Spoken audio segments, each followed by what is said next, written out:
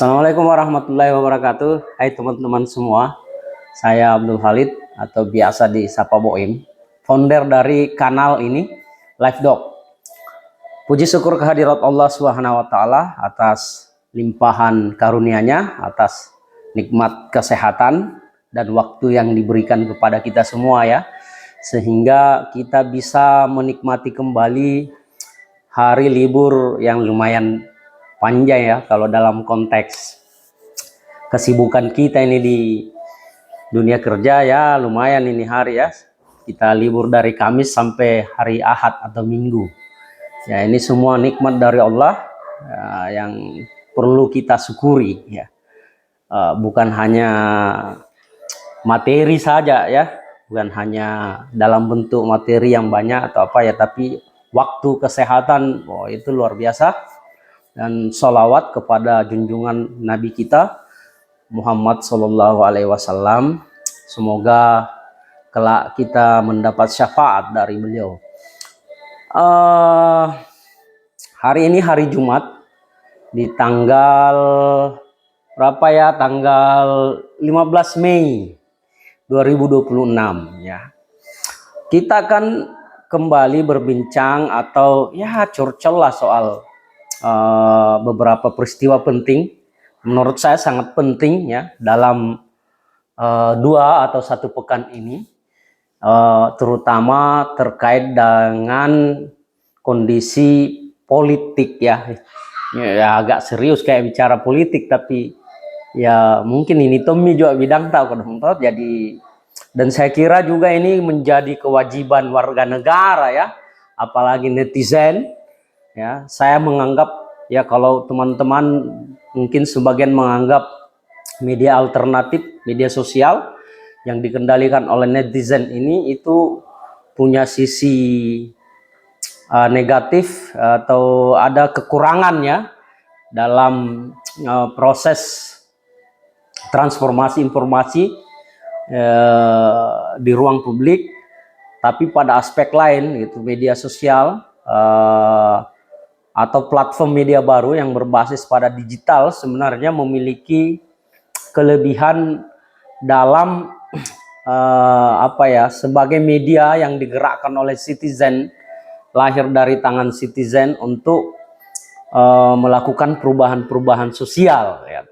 Karena itu sangat penting untuk tetap berbagi dengan teman-teman atau citizen, melakukan literasi betapa bermanfaatnya media ini bila digunakan dengan baik, terutama untuk kepentingan atau kemaslahatan ya, bangsa ya. Itu penting sekali, terutama dalam melakukan kontrol, sosial kontrol terhadap realitas atau kondisi-kondisi negara atau kebijakan-kebijakan negara, baik itu yang sifatnya bersentuhan langsung dengan masyarakat kita maupun yang sifatnya tidak langsung ya, yang terjadi di tengah masyarakat kita. Mengingat ya, dalam sebuah negara seperti tempat kita hidup hari ini kan ya, memang diperlukan kontrol ya yang lebih luas dari rakyat. Ya, kalau dalam konteks hari ini platform media sosial itu sebagai media yang dimana semua orang ya, dalam hal ini citizen, rakyat, itu bisa berpartisipasi dalam melakukan sosial kontrol ya, terhadap kebijakan-kebijakan negara atau kondisi negara ya, termasuk misalnya dalam mengkritik ya, atau melihat secara kritis berbagai fenomena atau peristiwa yang terjadi di tengah-tengah kehidupan kita ya. Salah satu ya diantaranya adalah peristiwa yang sepekan lalu itu terjadi, yaitu terbongkarnya sebuah sindikat transnasional di Jakarta yang melibatkan 200 sampai 300 lebih ya warga negara asing ya. Saya lupa berapa tepatnya jumlahnya yang ditangkap oleh pihak kepolisian, yang kemudian diserahkan ke Direktorat Jenderal Keimigrasian ya. Nah, begitu pula di Batam ya. Sekitar 20-an orang warga negara asing ditangkap atau ditahan oleh Direktorat Jenderal Keimigrasian karena melakukan praktek judi online. Nah, warga negara asing beraktivitas beraktivitas kriminal ya, kejahatan transnasional melalui media online, melalui dunia digital ini, memanfaatkan dunia digital, teknologi digital untuk melakukan tindak kejahatan berupa penipuan, ya, judi online, scammer, love scamming ya, namanya, penipuannya dengan berbagai modus lah ya, termasuk misalnya bisa jadi dalam melakukan bagaimana mengemas sebuah isu, atau bisa jadi ya, why not gitu, yang kemudian bisa mendorong terjadinya perubahan sosial atau perubahan politik, bisa jadi kan. Nah, kita kan bicara konteksnya warga negara asing nih beraktivitas di negara kita. Wah, itu sangat luar biasa dari aspek keamanan dan stabilitas negara sebagai sebuah negara yang berdaulat dengan segala kekuatan keamanan dan pertahanan yang kita miliki. Nah, ini kan menjadi sebuah pertanyaan besar, kok bisa ratusan warga negara asing, dan bisa jadi lebih, kita belum tahu, itu bisa beraktivitas secara leluasa ya dalam jangka waktu yang lama. Tentu itu bisa disebut, bisa jadilah sudah lama ya, tapi baru bisa dibongkar, dan kemungkinan masih ada jaringan lain yang bekerja di tengah-tengah kita yang kita tidak deteksi ya, kurang lebih seperti itu. Nah, itu kan menarik sekali ya, bagaimana melihatnya dari aspek keamanan dan pertahanan gitu. Dari aspek politik ya, peristiwa ini kan bisa membangun citra, menunjukkan citra negara kita di dunia luar sebagai negara rapuh ya, dan memang ada indikasi mengarah ke sana ya. Bagaimana dari fenomena ini bisa kita lihat, kok sebanyak itu warga negara asing bisa leluasa di negara kita bertindak kejahatan ya. Belum lagi misalnya dalam kasus-kasus sindikat narkoba dan judi online, itu sudah pastilah ya sangat sulit dideteksi karena itu digerakkan melalui teknologi penipuan ya, scammer dan sebagainya ya. Narkoba juga termasuk ya. Jadi negara rapuh itu ya, kalau dalam paradigma ilmu politik, konteks kajian politik, kajian politik dan kajian hubungan internasional ya, sebuah negara bisa disebut rapuh ya. Jadi ketika misalnya otoritas atau kekuasaan atau ya pemerintah lah, atau apalagi ya, sistem keamanan, pertahanan itu tidak bisa bekerja ya, sistem dasar lah dalam sebuah negara itu tidak bisa bekerja secara efektif untuk mengatasi hal-hal seperti ini. Kenapa? Ya, jadi ada beberapa banyak hal ya. Misalnya kalau teman-teman baca bukunya, misalnya siapa ya, James siapa ya, tentang itu kan pertanyaan, judul bukunya itu, kenapa sebuah bangsa itu bisa rapuh atau bisa gagal ya. Rapuh ini kan ya di bawahnya negara gagal ya. Negara gagal itu ya bisa mungkin dilihat ketika masalah itu menimpa Yunani beberapa puluh tahun yang lalu ya. Dia disebut gagal ya, karena ada beberapa hal ya, diantaranya yang paling menonjol ya menurut James di dalam bukunya, kenapa sebuah bangsa, sebuah negara itu bisa gagal, karena salah satunya itu ya, budaya korupsi itu sudah mengakar kuat dalam sebuah negara. Jadi apa ya, budaya, jadi perilaku korupsi itu sudah menjadi budaya ya. Dia sudah menjadi budaya ya. Kalau dalam kajian antropologi siapa ya, teorinya siapa? Ya, kalau dalam perspektif Islam juga seperti itu ya. Misalnya kalimatnya Imam sahabat Rasulullah Ali radhiyallahu an yang mengatakan kejahatan atau keburukan itu bisa merajalela atau bisa mengakar kuat dalam sebuah masyarakat ketika misalnya orang-orang baik itu diam. Ada juga yang menyamakan konsep ini dengan misalnya ketika perbuatan jahat, sesuatu keburukan itu diulang-ulang, kemudian terus-menerus diulang-ulang, dia akan pada akhirnya menjadi sesuatu yang dianggap normal, ya, normal gitu. Dia menjadi budaya gitu. Ya,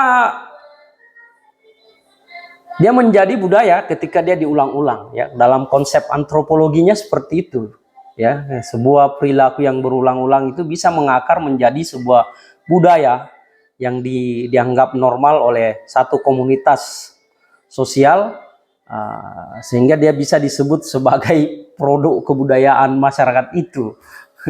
Itu bisa saja ya, bisa terjadi. Nah, dalam konteks itu korupsi itu bisa seperti itu di dalam sebuah masyarakat, sehingga ya menurut James misalnya ya, atau dalam kajian politik hubungan internasional misalnya, atau secara umum ya, melihat bahwa eksklusivitas ya yang terjadi di kalangan elit ya, atau pejabat sebuah negara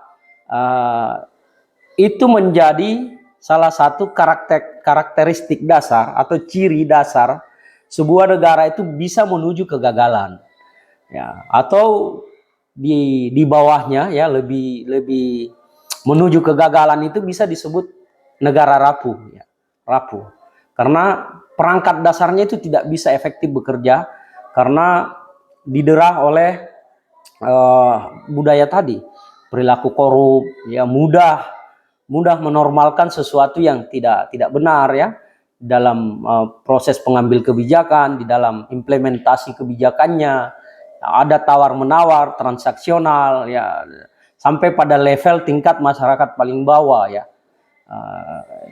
Ada semacam budaya permisif ya terhadap hal-hal yang dianggap sebenarnya itu penyimpangan secara sosial, seperti budaya korupsi, tindak korupsi tadi itu.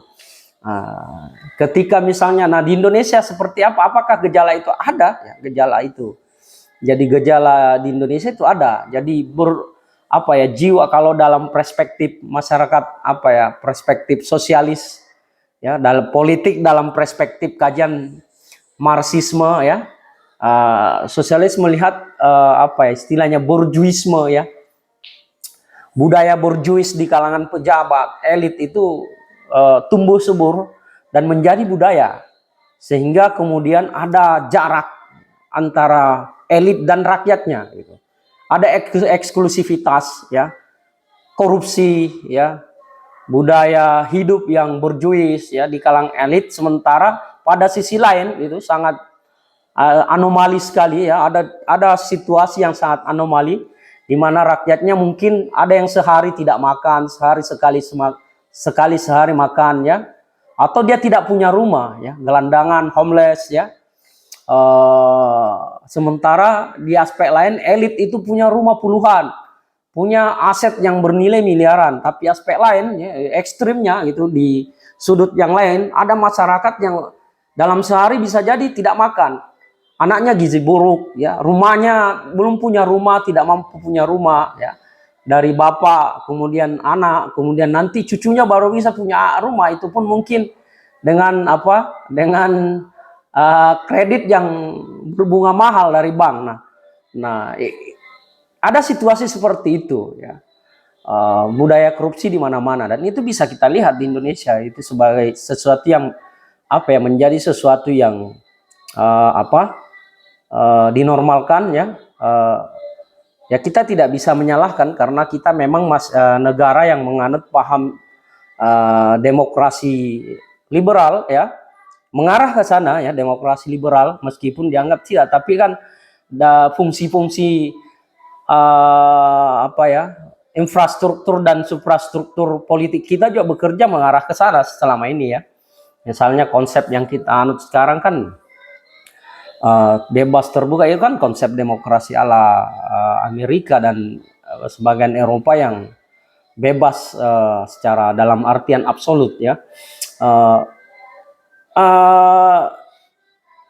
Persoalannya adalah kita di Indonesia itu budaya kapitalistiknya saja itu yang kita adopsi. Jadi ada budaya konsumerisme yang di kalangan pejabat, elit, bahkan masyarakatnya ya, kecenderungan seperti itu. Ya kita tidak bisa melihat seperti apa misalnya tindakan sosialnya atau dari pejabat tertentu, tapi secara umum melihat seperti itu, bahwa ada ketimpangan yang jauh antara perilaku elit ya, budaya elit yang berjuis kapitalistik dengan masyarakatnya yang mungkin juga punya sedikit jiwa seperti itu, tapi karena struktur ekonomi yang sangat ketat ini membuat kelompok miskin ini tidak bisa naik level karena kondisi ekonomi yang sangat memiliki struktur yang kuat itu, membatasi untuk naik kelas ya. Aksesnya terhadap sumber daya itu tidak ada, sehingga ada kemiskinan ekstrim di satu sisi, kemudian ada orang kaya ekstrim di sisi yang lain dengan budaya borjuis dan kapitalisnya yang secara telanjang bisa kita lihat dalam kehidupan sehari-hari kita ya. Itu kan nah kalau menurut James di dalam bukunya itu ya seperti itu, kenapa sebuah negara itu bisa gagal ya. Dan secara dalam ilmu politik, negara rapuh juga bisa disebut seperti itu ya, ketika misalnya alat-alat negara ya itu tidak bisa bergerak apa-apa lagi karena dirasuki tadi itu budaya permisif. Ya, misalnya bayangkan di Indonesia misalnya ada semacam kita pernah dengar misalnya dari aparat hukum kita misalnya melihat, kalau kita mau bongkar ya, istilah ini statement ini muncul ya, kalau kita mau bongkar ini kan aib negara, membongkar secara profesional, secara tegas gitu, soal kasus korupsi ini kan membuka aib negara lah, apa urusannya gitulah kan. Itu kan sudah bahasa permisif sebenarnya, bahwa ada kondisi di mana budaya transaksi ini menjadi sesuatu yang dianggap normal saja, sehingga ketika misalnya itu dibongkar, ya kita harus, kalau di SPBU ya, kita kembali ke nol ya. Jadi kita tata ulang ini negara, kira-kira begitu, karena anunya itu berurat berakar itu penyimpangan dalam kehidupan bernegara ya, penyimpangan dalam konteks kehidupan bernegara itu kan tadi itu ya, korupsi, kolusi, nepotisme, apalagi yang memperkaya diri sendiri. Jadi korupsi itu sampai pada level infrastruktur itu dikorupsi. Itu sudah menjadi lazim saya kira di Indonesia ya. Proyek-proyek pembangunan itu menjadi arena bancakan untuk memperkaya sekelompok elit.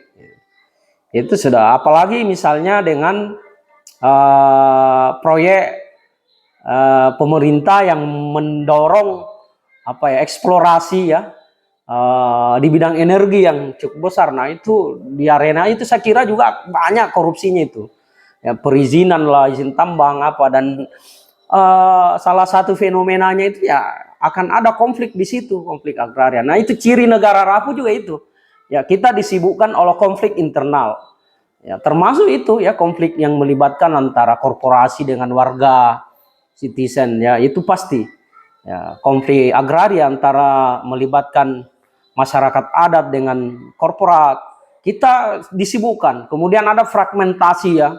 Kita sempat beberapa tahun yang lalu di periode kepemimpinan presiden sebelum ini kan fragmentasi itu sangat kuat ya, di antara anak bangsa gitu.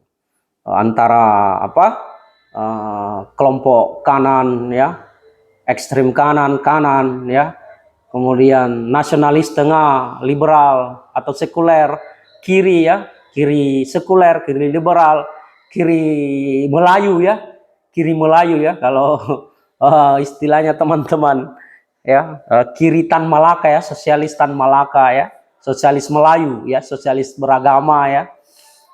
Itu kan fragmentasinya sangat kuat terjadi di periode sebelumnya, dan itu masih terbawa sampai hari ini, didukung oleh ya ini tadi disrupsi masyarakat dari realitas kehidupan offline seperti ini, kemudian masuk di ruang sosial, media digital. Di sana fragmentasi kuat sekali. Jadi ada negara rapuh itu di bawah negara gagal, di mana kondisi negara kita itu disibukkan dengan konflik internal ya, korupsi ada di mana-mana, kemudian ya itu di bawahnya negara gagal lah, sampai ya, belum sampai pada munculnya misalnya kekuatan-kekuatan di luar negara, meskipun kita menganggap bahwa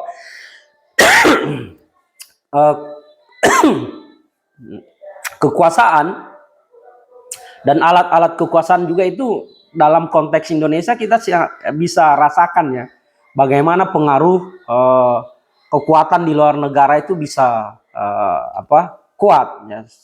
Itu terjadi ya, yang di dalam kajian ilmu politik disebut dengan oligarki ya, ekonomi politik, oligarki, kemudian apa istilah negara demagog ya, apa atau apalagi ya, kalau bukunya kita teringat pada buku novelnya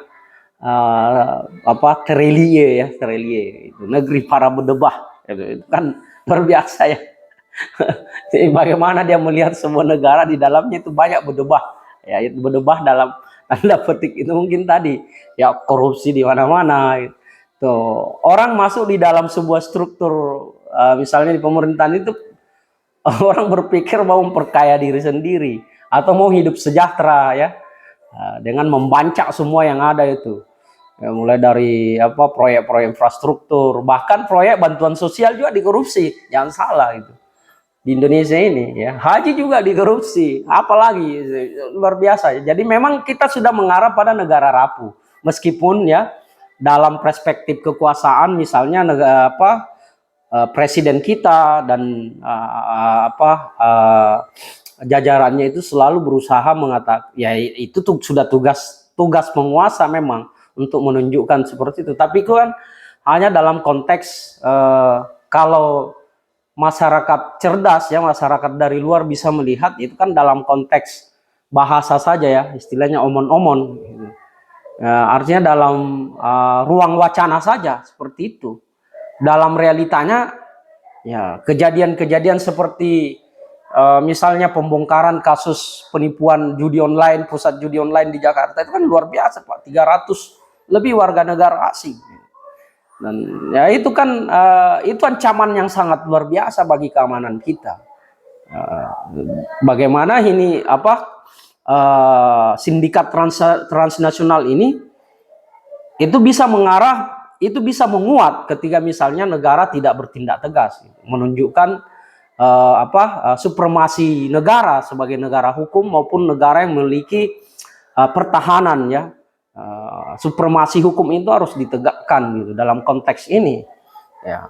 Bukan kalau dalam kasus ini bukan hanya penindakan, tapi pada aspek pencegahan yang paling penting ya, apalagi konteks global ya, secara regional misalnya di Asia Tenggara sekarang ini kan kelompok-kelompok kejahatan transnasional ini terancam ya, yang selama ini banyak bergerak dan beroperasi di batas-batas negara Indo-China seperti di perbatasan Thailand, Myanmar, kemudian Kamboja, Vietnam, Laos ya. Negara-negara ini Tapi kemudian kan sekarang mereka terancam ya. Pertama ada kondisi politik regional di sana yang membuat mereka terancam ya, perang misalnya antar Myanmar yang sedang tegang ya, bukan tegang lagi, perang di internal mereka ya, antara oposisi dan militer. Kemudian Thailand dan Kamboja juga ya.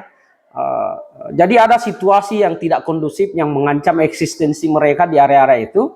Kemudian operasi militer Cina juga ya, yang memburu warga-warga negara mereka ke daerah-daerah itu, yang selama ini banyak melakukan, yang jadi apa ya, pusat scammer di situ. Ya tadi penipuan online, judi, narkoba, semua digerakkan dari situ. Perdagangan orang bahkan ya, human trafficking. Kan beberapa warga negara Indonesia itu sempat ya, beberapa warga negara Indonesia tertipu dan banyak di sana ya. Nah, terancam ya tujuan negara, tujuan yang paling prospek dan mudah ya barangkali, karena aspek internalnya kita sekarang lagi disibukkan dengan politik tegangan tinggi ya. Kemudian elitnya mudah disogok ya, dalam segala aspek ya.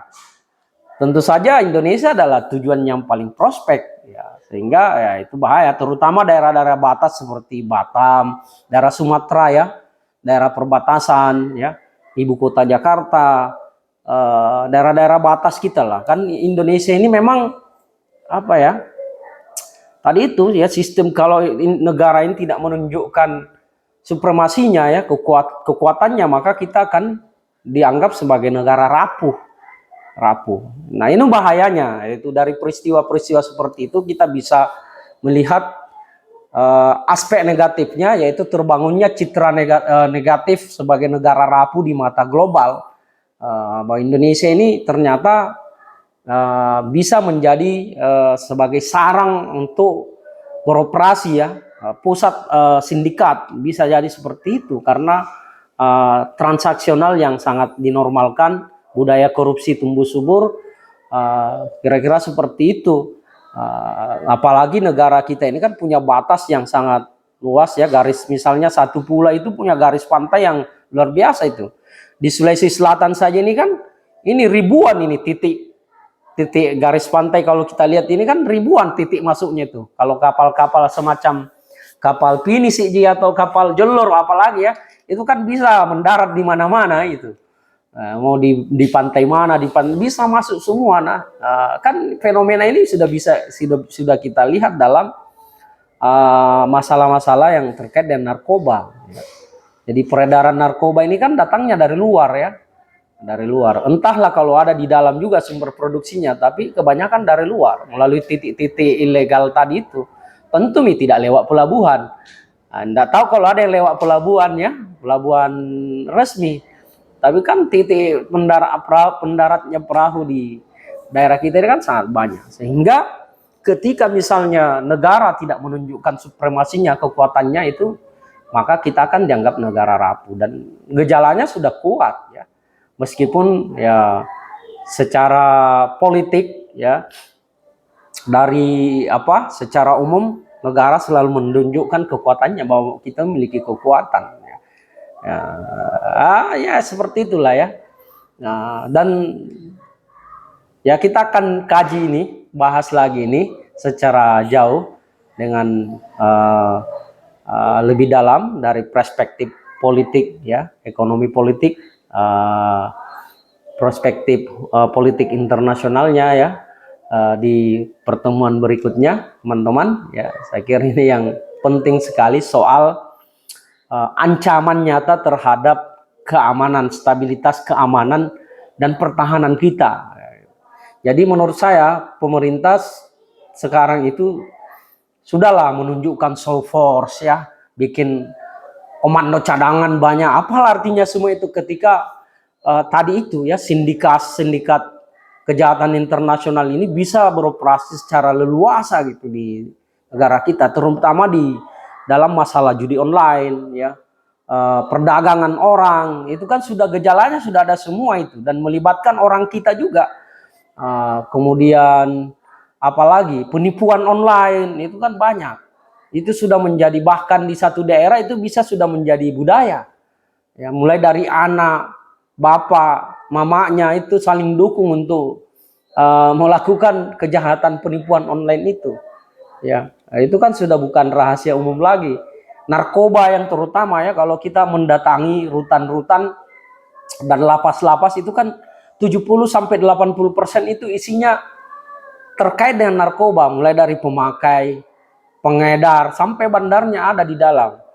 Dan bisa bersekutu lagi di area itu untuk membuat jaringan yang lebih kuat lagi. Itu kan luar biasa ya.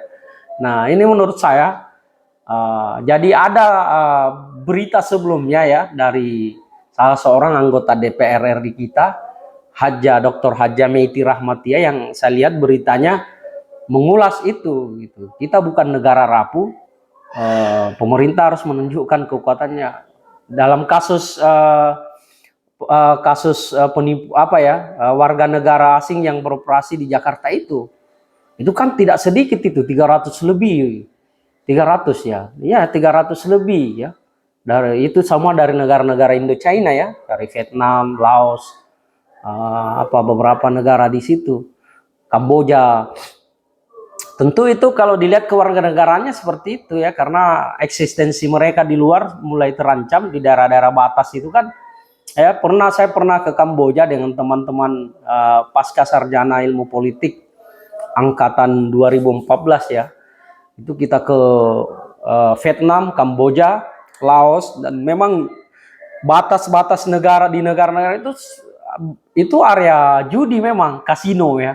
Dan itu kasino yang bintang berapa itu, lantai bisa sampai lantai berapa itu pusat kasino. Dan waktu itu di Kamboja ya, atase di sana, teman-teman atase di Kamboja itu bilang ya, kalau di Kamboja ini kalian misalnya orang Indonesia tidak punya duit, ya kalian tinggal ke area kasino di perbatasan antara Kamboja Vietnam itu ya, ikut main katanya, nanti tinggal baku ke mata mami sama petugasnya, karena semua petugas operasionalnya itu kasino orang Indonesia semua, hampir orang Indonesia. Jadi dia bisa kasih menang-menang di satu kali ya, dapat uang makan pulang nih.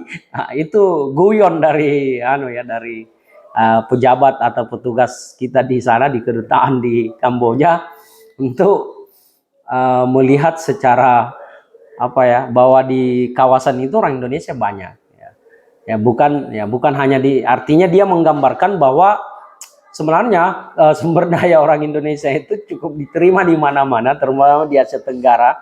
Tidak hanya sampai bos-bos middle ya di area-area tambang di daerah itu, tapi juga di kasino ya, pusat-pusat judi. Nah, itu menariknya. Nah, saya kira itu ya, kalau dari perspektif politiknya memang salah satu dampak paling fundamental ya, yang bisa mengancam citra kita itu dari aspek tadi itu. Kita bisa dinilai sebagai negara rapuh ya, karena pertama kondisi internal kita menurut saya sedang tidak baik-baik saja ya.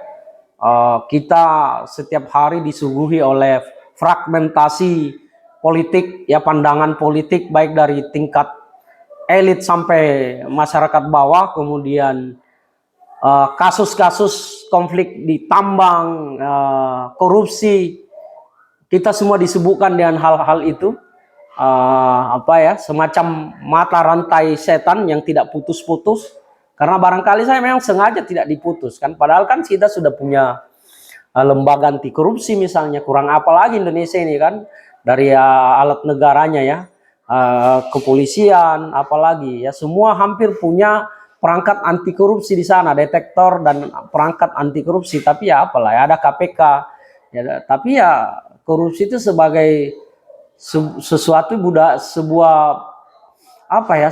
perilaku yang tidak, seperti sulit dibasmi di Indonesia, karena menurut saya sudah sampai pada wilayah budaya dan pandangan kita terhadap korupsi itu sudah mulai agak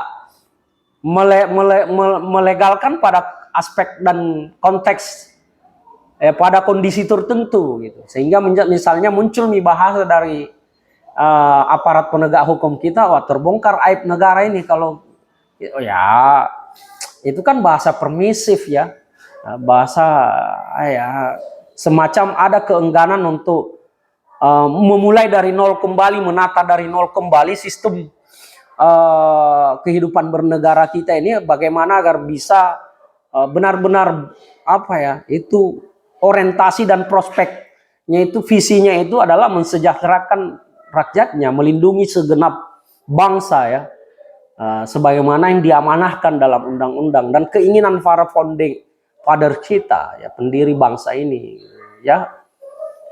Ya, tapi itulah ya, bagaimana itu pikir kira-kira ya. Tapi ya kita lanjut nanti di berikutnya teman-teman ya. Terima kasih. Assalamualaikum warahmatullahi wabarakatuh.